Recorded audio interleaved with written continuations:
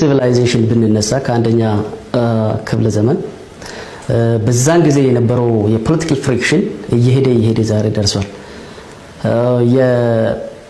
የግብጽ ወይም ደግሞ የምስር ሲቪላይዜሽን የነበረው የኩሽ ሲቪላይዜሽን ነው። ኩሾች ናቸው።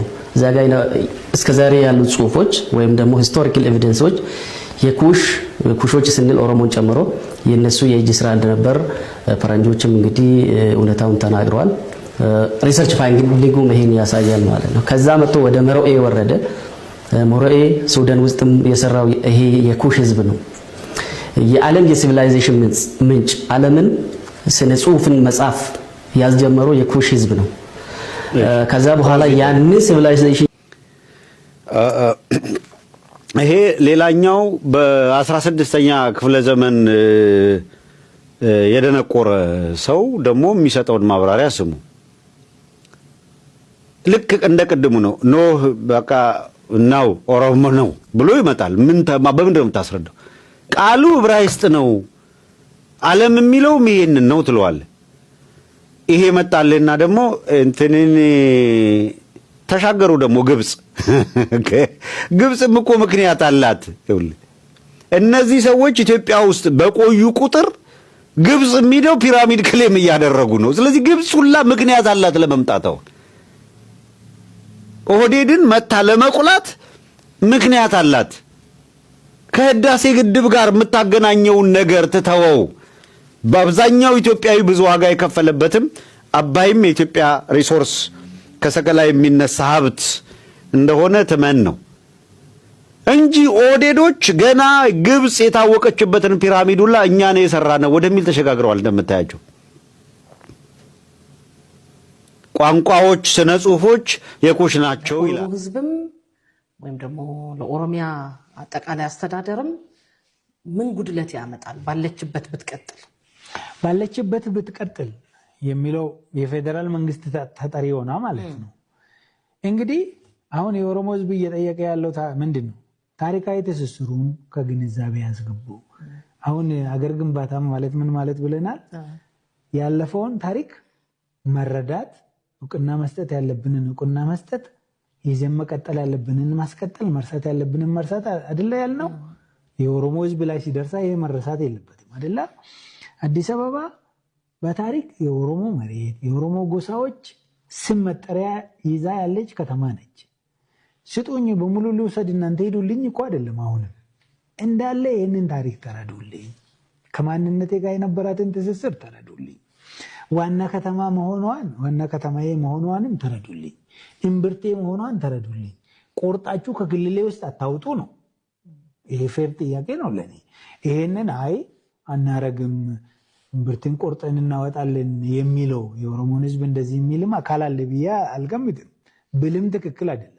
በምንም መሬት መጀመሪያ ያልኩት እንሞታታለን እንጂ የሚለው ነገር ያመጣል እንጂ የሚቀር አይደለም። ስለዚህ ይሄ ፌር ጥያቄ መሆኑን መረዳት ነው መጀመሪያ። ዋናው ነገር ይሄ ጥያቄ ሌጂቲሜት ነው ወይስ አይደለም የሚል ነው። መልሱን እንመጣበታለን። እንግዲህ ህጋዊ ነው ወይስ አይደለም የሚለውን ለመወሰን አንደኛ ታሪኩን መረዳት ያስፈልጋል። የደረሰውንም ግፍ አብሮ መረዳት ያስፈልጋል። ከማንነት ጋር ያለውንም ትስስር መረዳት ያስፈልጋል። ይሄን ስልሽ ምን ማለት ነው መሰለሽ ሊዱ? ለምሳሌ 22 አካባቢ ያው የኤካ ኦሮሞዎች መሬት ነው የሚባለው። ኤካ ነው ክፍለ ከተማው ራሱ ስሙ። አሁን ከዛ የሆነ ሰው አንድ ወንድማችን ከራያ መጥቶ ደብረዳሞ የሚል ህንፃ ሰራበት። ሆቴል ነበር። ሆቴል ደብረዳሞ ነው ስሙ። ምንም ችግር የለም። የኤካዎች መሬት ላይ ደብረዳሞ የሚል ህንፃ ቢሰራ ሁለት ማንነቶች ተደራርበዋል ማለት ነው። ሁለቱ ማንነቶች መደራረባቸው ምንም ችግር የለበትም። ችግር የሚሆነው ምንድነው? ሁለቱን ማስተዳደር ካልቻለ ነው። ደብረዳሞ መጥቶ ኤካን የሚሰርዙ ከሆነ ወይም ደግሞ ኤካ ደብረዳሞ እዚህ መሆን አትችልም የሚል ከሆነ ነው ችግር የሚሆነው። ቀደም ሲል የሚያነሳውት ያልተመለሰ ጥያቄ አለን። ከግጭት ከግድያ ከእገታ መውጣት አቅቶናል። ተስፋ አድርገን ነበረ። በተለይ ኢህአዴግ ስልጣኑን አሁን ላለው ኢህአዴግ ለነበረው አሁን ብልጽግና ለሆነው አካል ሲያስረክብ ብዙ ተስፋ ያደረግንባቸው ነገሮች ብሰው ቀጠሉ። ለምንድን ነው? እንግዲህ ምንድነው ቀደም ሲል ኤርፖርቱን የሚያነሳውበት ሰዎች መኪናን ሸሽተው ይሄንኑ መታገትን፣ መገደልን፣ መዘረፍን ሰግተው አየር መንገዱን አውቶቡስ ተራ አስመስለውታል ብዬ ነበር።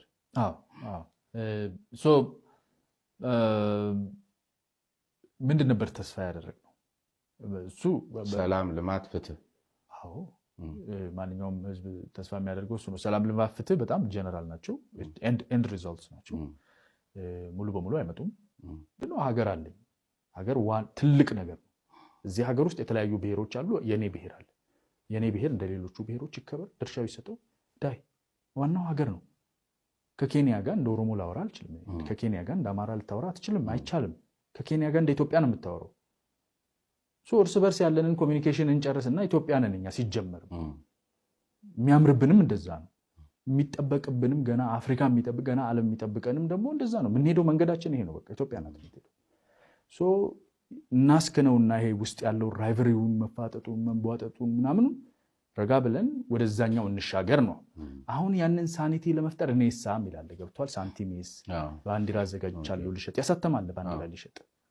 እሱ መሸጥ አለበት አገና ወይ መቃጠል አለበት ወይ ሰውየው ራሱ የሆነ ይቀል። ይሄን ፕሮሰስ እያደረግን ነው። ከሰው አእምሮ ውስጥ አሁን እየወጣ ነው። ደፍረው የማይናገሩ የነበረ ኢትዮጵያዊነት ላይ አንደረደርም ማለት እየጀመሩ ገብቷል። እንተኔ ኦሮሚያን ምናምን እንደዚህ አይነት ያሳብ ለውጥ ሲያውቅ የትላንትና ኢትዮጵያዊ ይለዋል። ያኛው ደግሞ ተረጋጋ አንተም ገብቷል። ቢኮዝ ይሄን አይነት አንታጎኒዝም ነው። የፉክክር ቤት ሳይዘጋ ያድራል። እኛ ሰፈር ደግሞ ቤት ሳይዘጋ የሚታደርበት አይደለም። ጅብ ሰተት ብሎ ነው የሚገባበት። ሆርን ኦፍ አፍሪካ ላይ ያለን እንዴት ነው ቤት ክፍት አድርገን የምታድረው? እና ኖሩ በር ክፍት አያድርም። ልጆች ተመካክረን በር ዘግተን እንደር ቢኮዝ ከውጭ ገብቶ ሊበላን ስንት ነገር ያዘጋጀብን እየቀያየረ ብሔር ጠላት እርስ በርስ እያደረገ ሲያፋጀን በየ10 ዓመቱ በመቶ ሺህ የሚቆጠሩ ልጆቻችንን በረሃ ላይ አጥንታቸውን እየሰዋንለት አንድ ወንዝ ጠልፈን ገድበን መያዝ 1000 ዓመት የፈጀብን እዚያ ሻጥር ውስጥ ስለምንኖር ነው። እና ከዚህ ለመውጣት አብረን እንስራ። ኦሮሚያ ውስጥ የሚኖሩ ኦሮሞ ያልሆኑ ህዝቦች ብለው ነው የሚጠሯቸው። እነሱ በዚያ የመኖር መብት አላቸው ይላል። አዲስ አበባ ላይ ያሉ ያለውም እንደዛ ነው። የመኖር መብታችሁን እኮ አልከለከላችሁም፣ ውጡ አንላችሁም እኮ ይለዋል። አየው፣ ግን ሰከንደሪ ዜጋ ላይ ያረገ ነው። ምክንያቱስ የኦሮሚያ የሚባለው ህገ መንግስት ኦሮሚያ የኦሮሞ ናት ይላል። ሰው ልክ አዲስ አበባ የኦሮሚያ ዋና ከተማ የሚል ነገር ጽፎ ሲያመጣ ከዚያ ጊዜ ጀምሮ አዲስ አበባ ላይ ያለ አካል በሙሉ ምንድነው ማለት ነው? ኦሮሞ እስካልሆነ ድረስ የኦሮሚያ አካል ስትሆን ባለቤት አይደለም፣ ሀገር አልባ ውለሃል፣ ሁለተኛ ዜጋ ሆናል። አሁንም ሁለተኛ ዜጋ ነህ፣ ፕራክቲካሊ ሶስተኛ ትሆናለህ። ካልሆነ ደግሞ የነሱ የራሳቸው ህገ መንግስት በፌደራል ህገ መንግስት አንቀጽ 49 ንዑስ አንቀጽ 5 አዲስ አበባ የኦሮሚያ ህዝብ ልዩ ጥቅም በፌደራል መንግስት ይጠበቅለታል ገለመሌ ምናምን የሚል ያመጣልሃል። ልዩ ጥቅም የሚለው ቃሉ ይቀየር ብሏል አብይ አህመድ። ልዩ ጥቅም ይቺ ደግሞ መረጃዋን መጀመሪያን አውጥተን የሰጠናቸው አሁን ወደ አደባባይ አምጥተውታል። መጀመሪያ ገና ወደ አደባባይ ሳይመጣ መስፈናሪያ በቀደም አዋርደነዋል፣ ውርደቱን ነግረነዋል። ከወር በፊት ለታሪክ ይቀመጥ ብለን የሰራነውን ፕሮግራም አምጥተን አሳይተናቸዋል። ልዩ ጥቅም የምትለው ቃል እንድትወጣ አብይ አህመድ ትእዛዝ ሰጥቷል። መስፈናሪያ ይሄ ትእዛዝ አልደረሰኝም ካልክ እኛ ነግረናል፣ አንድ ቀን ትመጣና ይሄ ወጥቷል ትለናለህ ብለን የሰራነው ከወር በፊት አፕሩቭ አደረግነው መተን መረጃዎቻችን አኪዩሬት መሆናቸውን ለማሳየት ስለዚህ ከአዲስ አበባ ጋር በተያያዘ እየተደረገ ያለው ነገር ያልተረዳ ካለ እጅግ በጣም አደገኛ ነገር ነው። መፍትሄው ምንድነው ያልከኝ እንደሆነ በየአዳራሹ ውስጥ ቡድን 8 ቡድን 4 ቡድን 5 በሚለው አካል ኦህዴድ የፈለገውን ተጫውቶ መስፈናሪያ የፈለገውን አስፈጽሞለት ነው የሚወጣው። እዛ ጋር ትድከም። ይልቅ የት ጋር መሰለ መድከም ያለብህ፣ ይልቅ የት ጋር መሰለ ጥያቄ ማንሳት ያለብህ፣ በሁሉም አቅጣጫ እየመጡ ነው። ስለዚህ ሀብት ያለ በሀብትህ፣ ጉልበት ያለ በጉልበትህ፣ ዕውቀት ያለ በዕውቀትህ፣ ሐሳብ በማዋጣት የምትችለውን በማድረግ ይሄ ህዝባዊ ትግል ወደ ውጤት እንዲመጣ በማድረግ ኦህዴድ ለአንዴና ለመጨረሻ ጊዜ እንዲያከትምለት ማድረግ ብቻ ነው ኢትዮጵያን ሊታደጋት የሚችለው፣ ቀጠናውን ሊያረጋጋው የሚችለው የሚለውን ማየት ነው። ኢትዮጵያዊ 30 ብር እንጀራ እየገዛ የሚበላ ከሆነ በዚህ ሰዓት ላይ ምንድን ነው የሚኮነው? ጠቅላይ ሚኒስትሩ ሚራክል ነው እድገታችን ይላሉ። የቱ ጋ ነው ሚራክል የሆነው? የድሃው አንጀት ውስጥ ጠብ አድርጎ ልጆቹን አጉርሶ ማኖር ካልቻለ የቱ ጋ ነው ሚራክሉ?